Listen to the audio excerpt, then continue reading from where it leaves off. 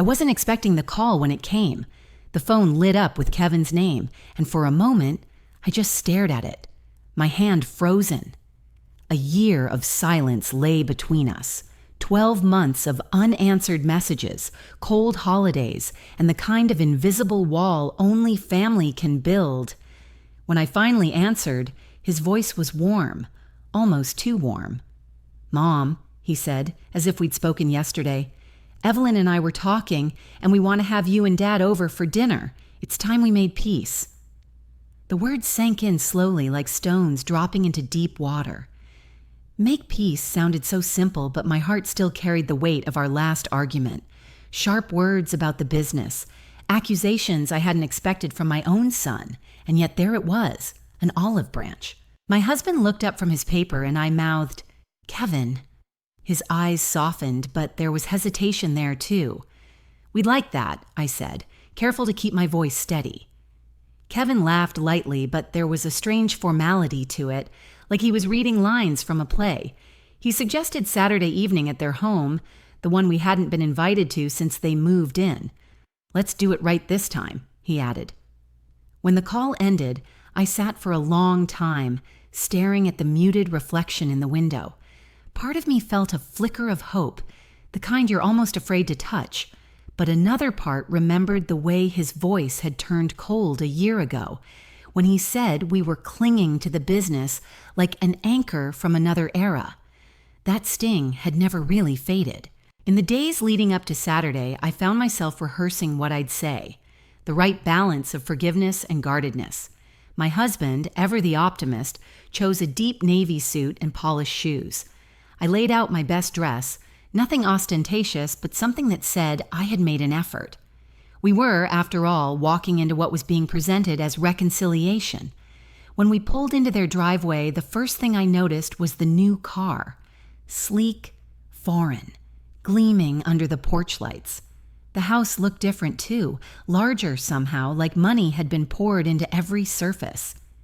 The front door swung open before we could knock. Kevin stood there, smiling wide, Evelyn beside him in a silk blouse and diamond earrings that caught the light. "Mom, Dad," Kevin said, pulling me into a hug. His cologne was strong, almost overwhelming, and I caught the faintest whiff of something unfamiliar beneath it. "We're so glad you're here." Evelyn's embrace was light, her hands cool. "It's been too long," she said, though her eyes didn't quite match her voice. Inside, the air smelled faintly of polished wood and something rich simmering in the kitchen. The table was set as if for a magazine shoot. Crystal glasses, silver cutlery, linen napkins folded into intricate shapes. Every plate was perfectly centered. I felt my throat tighten, not from the beauty of it, but from the way it all felt staged. Kevin pulled out my chair, and I noticed how his smile stayed perfectly in place, even when he wasn't looking at me. Conversation flowed easily enough at first, light topics about the grandchildren, the weather, a recent restaurant opening across town. But soon the questions began. "So," Kevin said, leaning forward slightly, "what are your plans for the business over the next few years?" I hesitated, feeling the shift in the air. "We haven't made any decisions yet." Evelyn's voice was honey smooth. "You must have some idea. The chain is doing so well, it would be a shame not to think about the future." Each question after that was more pointed, less about reconciliation and more about assets, timelines, succession. Kevin's tone never broke from polite curiosity, but there was a gleam in his eyes I couldn't quite place. My husband answered cautiously, but I could feel his discomfort under the table, his foot shifting restlessly. I wanted to believe we were imagining it, that they were simply trying to reconnect by talking about what mattered to us. But with each passing minute, their attention to the business felt less like interest and more like measurement, like they were weighing us and the empire we'd built. Still, I smiled, I nodded, I played along. After all, this was supposed to be peace. But in my chest, the old wound of our last fight began to ache again, sharper with each careful question. Every compliment about the restaurant sounded like a step towards something I couldn't name yet, but felt coming. And that undercurrent of unease was something I could no longer ignore. Kevin didn't linger long on pleasantries that felt heartfelt. After a few polite remarks, he stood and gestured toward the dining room with a deliberate sweep of his arm, like a host unveiling something he was proud of. The table glowed under warm overhead lights. Candles and crystal holders flickered between polished silverware, laid out with ruler-straight precision. Layered plates sat atop ornate chargers, and each setting had a folded linen napkin that looked like it had been shaped by a professional. He watched my face as I took it all in, his eyes sharp, waiting for approval. I offered none. Evelyn emerged from the kitchen carrying a silver tray of appetizers. Her smile was the kind you give in photographs, practiced and thin. "I remembered you liked these," she said. On the surface, it was kindness. Beneath it, I heard a note of ownership, as though my preferences were hers to control. I thanked her, but it felt like swallowing something sharp. As we settled into our seats, Kevin leaned forward, forearms on the table in a way that felt too deliberate to be casual. "We've been thinking a lot about the future," he began. That word, future, landed heavy. My stomach tightened. His voice was measured, each sentence building towards something I couldn't yet see but could feel. Evelyn nodded in sync, her gaze flicking between my husband and me, studying every flicker of expression. They started with soft questions: how often we visited the restaurants, how much time we spent at each location. Kevin kept his tone light, but there was a thread of calculation in it, like he was collecting data.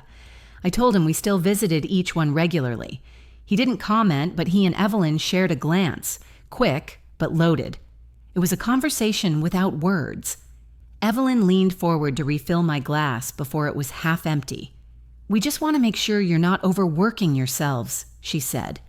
Her voice was smooth, almost sympathetic, but the tilt of her head told another story. She wasn't checking in out of care. She was probing, looking for signs we might be slowing down, perhaps ready to hand things over. Kevin returned to the subject of the business. "Have you thought about setting a date to step back?" He said it as if it were just a suggestion, but there was weight in his tone. I gave a vague answer. His smile in response was not one of warmth. It was the satisfied kind, as if I'd confirmed something for him. Evelyn's compliments were dressed up as reassurances. "You've built something so impressive," she said. "It would be a shame if it didn't stay in the family." The words should have sounded loyal, but instead they wrapped around me like a net. Stay in the family felt less like a promise and more like a condition. They asked about staff performance, long-term plans, and whether we'd considered restructuring. Every question came with the same rhythm. Kevin would pose it directly, Evelyn would soften it, and then they'd both watch for our reactions. I began to notice what they didn't ask. Not once did they inquire about our health beyond how it might affect the business. Not once did they ask about our travels, our hobbies, or the friends we'd made outside of work. Their interest was fixed squarely on the restaurants. Evelyn reached for the bread basket and passed it to me with a smile. "Do you remember when you first opened the second location?" she asked. I nodded. I always thought it was brave to take on so much. Her tone was syrupy, but the way her eyes lingered on me felt almost like she was questioning whether we still had that bravery, or whether it had turned into vulnerability. Kevin's words were clipped, precise. He mentioned market trends, competition, and the need to think ahead before others do. At one point, he leaned back and folded his hands, watching me quietly as if to see if I'd offer information unprompted. I didn't. His jaw tightened. When Evelyn excused herself to check on the main course, Kevin used the moment to push a little harder. "Dad and I were talking," he said, his eyes locking on mine. "If something happens suddenly, do you have everything in writing for who takes over?" The implication hung there. I kept my answer short. "We've made arrangements." He nodded, but it wasn't acceptance. It was calculation. Evelyn returned with the roast, setting it down carefully, her hands steady but her eyes sharp. She served each of us portions before sitting, then resumed with more questions framed as admiration. "It's amazing you've kept the chain thriving this long. Not everyone can do that without passing the torch. I felt every word from them building like a stack of papers on my chest, light individually, but suffocating together. Each smile from Kevin felt rehearsed, each nod from Evelyn deliberate. They thought they were being subtle, but I could see the shape of what they were doing. It wasn't about mending family ties. It was about getting closer to the moment we would loosen our grip and they could take hold. I kept my voice steady, my posture calm.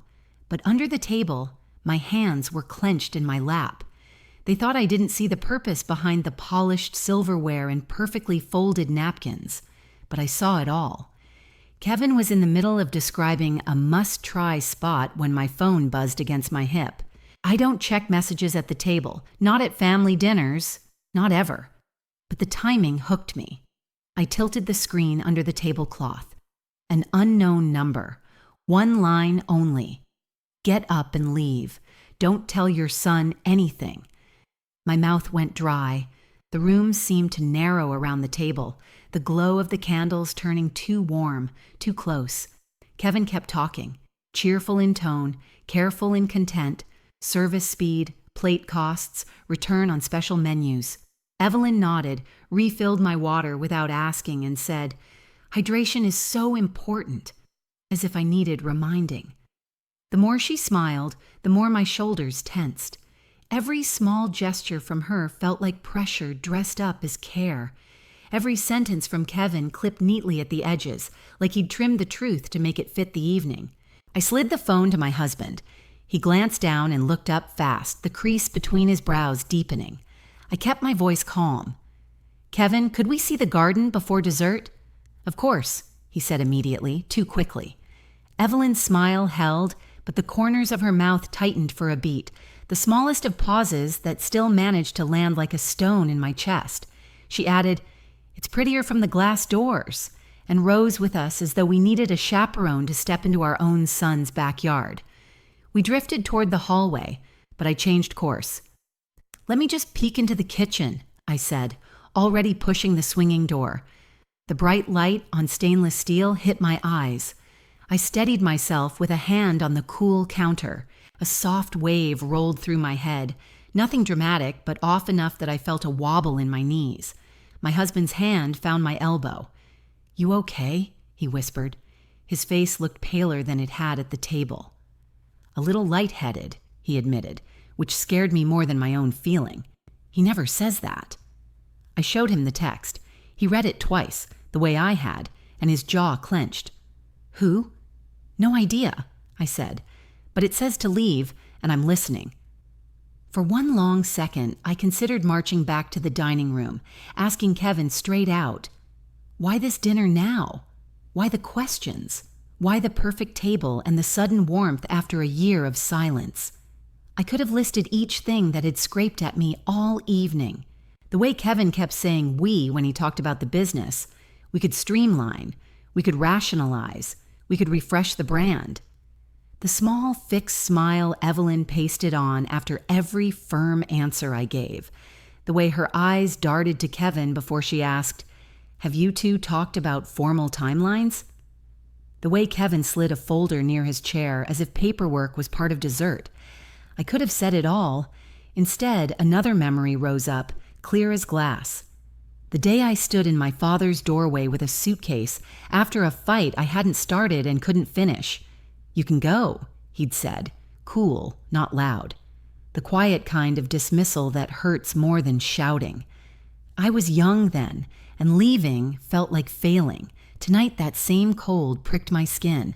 Not again, not in my son's house. Not with a stranger warning me to go. I chose silence. Not because I was scared to speak, but because I was tired of performing for people who listened only when it suited them. I took my husband's hand and said, "Let's step out for air." We moved through the kitchen to the back door. A second wave of dizziness wobbled under my feet, soft like a slow elevator. I glanced back. The table in the dining room was still perfect from this angle. Napkins folded like small sculptures, glasses catching the light, a bottle already opened, the label artfully turned toward the room. From the hallway, Kevin's voice floated, upbeat and neat. Evelyn murmured agreement in that careful tone that never breaks. The backyard air was crisp and clean. My head began to clear as the night breeze lifted the hair at my neck. Garden lights traced a gentle path along trimmed shrubs. Somewhere inside, silver-tapped porcelain and a drawer slid shut. I couldn't tell if the sounds comforted me or made me feel watched. "I'm calling a car," my husband said, keeping his voice low. I nodded and stared at the kitchen door, half expecting it to swing open. It didn't. The minutes stretched thin. The app showed a driver 3 minutes away. Those 3 minutes felt like a test of everything I believed about family and about myself. While we waited, my mind picked at every moment from the hour before, thread by thread. Kevin's handshake at the door. Too firm, too formal for a son who was supposedly making peace. Evelyn's remark. "We set the table just the way you like it," delivered like a compliment but aimed like a reminder. "We know your habits. We map them." Kevin's little laugh when I said we still do surprise visits to our locations. His eyes flicked to Evelyn, and he marked something invisible in his mind. I kept hearing Evelyn's softest lines. "You look tired, Mom. Are you eating enough?" "Hydration is key. Let me top that off for you." Each sentence gentle, each one placed exactly when the conversation turned firm, as if to smooth us back into compliance. I couldn't stop wondering whose idea it had been to pour drinks before we even sat down and to refill glasses before we were halfway through. It might have been nothing. It might have been manners. It didn't feel like nothing. The car pulled up to the curb just as the kitchen door sighed open behind us. "Already stepping outside?" Kevin called lightly, casual as a host at a resort. "Dessert's almost ready." "We'll be right back," I answered, just as light. My husband squeezed my fingertips once. "Stay steady." I didn't explain. I didn't apologize. I didn't buy us more time with tidy words. We walked to the side gate. It lifted with a quiet click. The driver leaned over to pop the lock as we approached, and we slid into the back seat. The first 2 blocks passed in silence. I watched the streetlights flick through the rear window and waited for my heart to slow. The air in the car felt clean, blessedly neutral. No polished wood scent, no hint of citrus from Evelyn's hand soap, no heavy spice from the roast. I hadn't realized how much I needed neutral until then. "Do you think I'm overreacting?" I asked finally, still looking at the lights. "No," my husband said. "I felt it too. Not just the room, the way they spoke, like we were being guided somewhere." Guided. That was the word I hadn't found at the table. Not invited, not welcomed, guided. Kevin had steered every topic back to control points: staffing, authorizations, emergency protocols, succession papers. Evelyn had padded the turns with small kindnesses, like cushions placed at the edges of a narrow hallway. Resentment rose in me, steady and clean, not hot, just certain. Every time Kevin said future, he meant access. Every time Evelyn said care, she meant information. My mind tallied the count. "Kevin, if something unexpected happened, who signs first?" said with a light smile, eyes on my face. "Evelyn, I brought you the nice glass. It keeps things smoother," placed near my right hand. "Kevin, we could help, you know, take weight off your shoulders," a hand to his chest like generosity.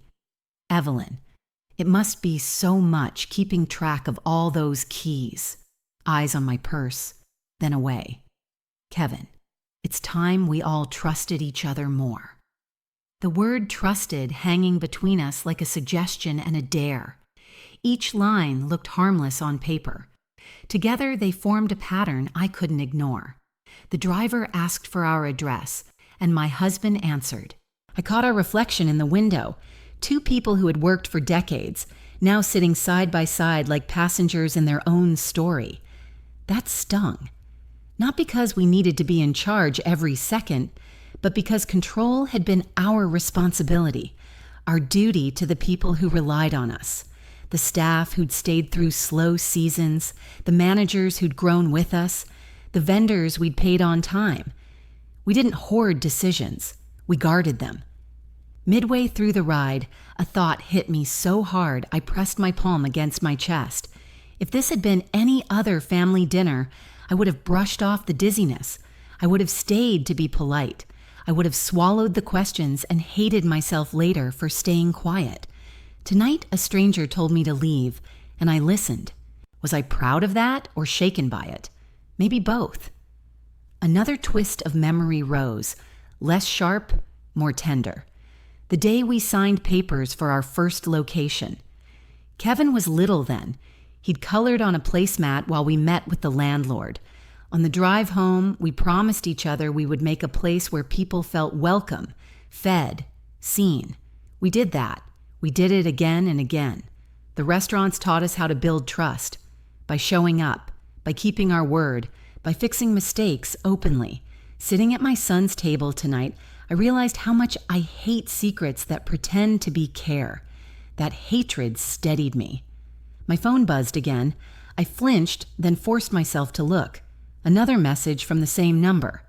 Don't go back tonight, trust me. I showed it to my husband. He nodded once, face set. We won't, he said softly, as if the sender could hear him. We talked then, in low voices timed to the hum of the engine. I named what had hurt in simple words, because simple words were all that felt honest. The way Kevin's welcome felt like a presentation, not a reunion. The way Evelyn's kindness felt like a checklist. The way their questions hovered over documents they hadn't placed on the table. But that folder by Kevin's chair told me they existed. The way my body felt wrong in that room, not from fear, but from pressure. I could have confronted them, I said, more to myself than to him. I didn't. I chose to leave quietly. I waited for regret to show up. It didn't. What I felt instead was a clean line forming inside me, the beginning of a boundary. At a red light, the driver glanced at us in the mirror as if to check whether we were comfortable. I surprised myself by smiling back. Comfort had nothing to do with leather seats and a smooth ride. It had to do with choosing to step away from a conversation designed to pin us down. As the light turned green, my phone lit again, this time with Kevin's name. My chest tightened. I let it go to voicemail. I wasn't ready to hear whatever tone he'd chosen for the next act of the evening. Hurt, surprise, reassurance, or charm. I didn't want any of those. I wanted quiet. We reached our street. The driver wished us a good evening. I thanked him for the safe ride with more gratitude than I usually give to strangers. Inside our front hall, I took a breath and felt how much space there was in my own home. The air was plain. The lights were simple. My hands stopped shaking. I set a glass of water on the counter and watched the surface settle. The phone vibrated again. A text from Kevin. Where did you go? Is everything okay? Then from Evelyn. We were worried when you stepped out. Did you feel tired? We made herbal tea. The words looked kind enough, but my body reacted the same way it had at the table. Shoulders up, stomach tight. I typed nothing. I leaned on the counter and took inventory, not of assets and plans, but of my own reactions. Resentment at Kevin's tidy control. Resentment at Evelyn's soft insistence. Resentment at my own wish for a warm evening that never arrived. But under the resentment, a steadier feeling grew. Relief that I had listened to the warning and to myself. I don't know who sent the message. I don't know what would have happened if we had stayed through dessert. I do know this. I have learned to pay attention when small things line up, when words that say care come wrapped around actions that say control.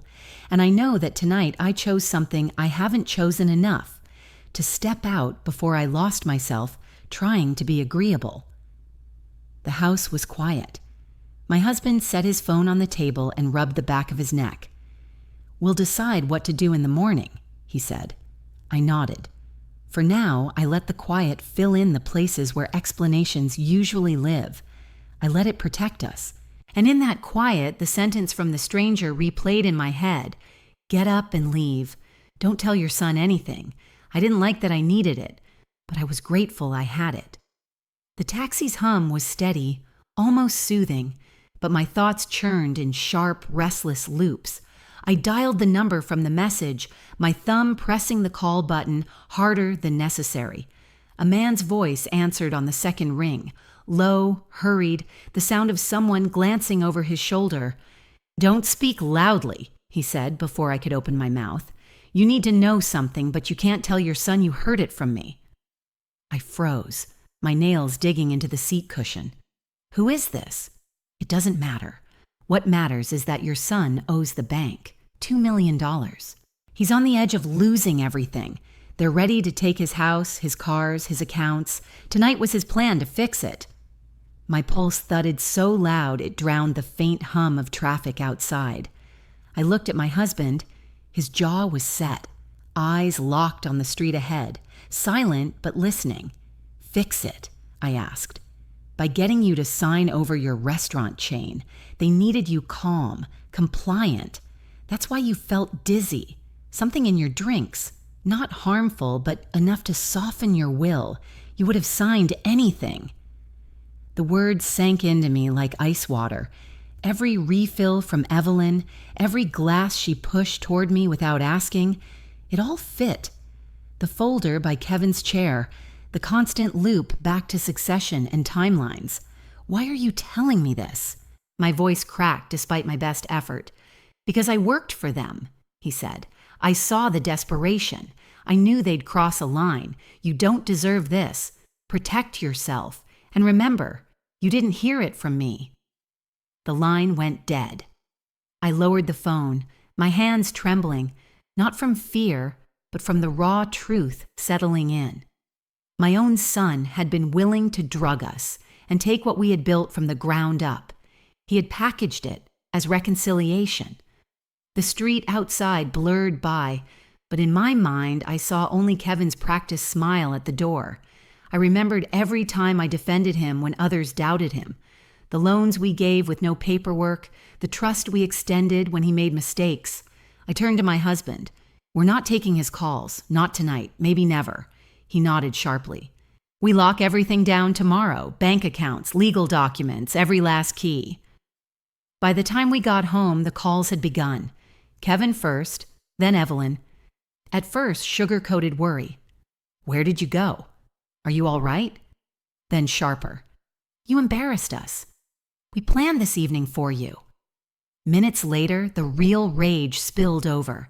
Kevin's voicemail shaking with anger. "You just walked out? After everything I set up? Do you have any idea what you've done?" Evelyn's call came right after, her voice tight and clipped. "People saw you leave. Do you know how that makes us look? We invited you into our home, and you treated us like criminals." I didn't respond. Their outrage was fuel, burning away my last trace of doubt. Kevin's final message arrived, short and vicious. "If you think you can keep everything from us, you're wrong." I stared at the words, my breath steady. Inside, a cold wall rose. There would be no going back. But the most unexpected thing happened a week later. A week later, the calls began again, but they were different now. Carefully measured, deliberate. They carried that brittle kind of politeness that somehow feels more cutting than open hostility. Kevin's first message was delivered in a voice so controlled it practically vibrated with strain. "We've had time to think. Maybe we can revisit this like adults." I recognized that tone. It was the one he used when he was trying to mask urgency with diplomacy, the tone he saved for moments when he wanted something badly but couldn't risk sounding desperate. Evelyn's message followed not long after. Her words dripped with syrupy concern. "We were only trying to help you manage things better. People your age shouldn't have to work so hard." She might as well have been patting me on the head. Every syllable rang with the implication that my age had stripped away my capacity to lead, that decades of hard work could be erased by their sudden decision that they knew better. I let the messages collect without answering, stacking up like unwanted letters on a kitchen counter. Each one sharpened my resentment, carving it into something steady and unshakable. Kevin's next text read, "We can't move forward unless you're willing to compromise." In his vocabulary, Compromise meant surrender. Evelyn followed with, "We should all remember we're family." That same word, family, was the very hook they dangled in front of us the night they invited us to dinner. Now it felt less like a bond and more like bait. When I still didn't respond, the mask began to slip. Kevin's voice on the next voicemail was sharper, his restraint gone. "If you keep this up, you're going to ruin everything. For yourself, for us." That shift, from we to you, told me everything. We were no longer partners in his mind. I was now an obstacle. At the kitchen table, I played their words again, dissecting each one like evidence. The casual slights woven into false concern, the threats cushioned in family platitudes, the insinuations that I had jeopardized something by refusing to go along with their plan. They were pressing for guilt, and I was refusing to wear it. Instead of answering, I acted quietly. Our attorney revised the business records, stripping out every old clause and contingency that might be twisted against us. The bank set up immediate alerts for any unusual account activity. I had the office safe rekeyed and updated the signatory list. I told no one. The point was for them to discover these changes only when they reached for something and found it gone. 2 days after the final voicemail, Evelyn sent one last text. "This distance you're creating, it's not healthy." I read it twice before turning my phone face down. In her language, healthy meant close enough for them to influence, close enough to take. That night, my husband and I sat on the porch, the air crisp and still, broken only by the occasional hum of a passing car. For the first time in years, I felt no urge to defend my decisions or to explain myself to anyone. We had lost something, Kevin's trust, or maybe just the illusion of it. But we had preserved what mattered, our dignity, our work, and the right to decide who was allowed near. As the porch light cast a warm glow across the steps, the truth settled in my chest with quiet certainty. Age is not about weakness. It is about clarity. It is about knowing when to draw a line and refusing to let it be crossed, even if that means standing alone. And I will never again be afraid to tell the truth, even when it hurts. If you've ever been made to feel like you don't belong in your own story, believe me, you're not alone.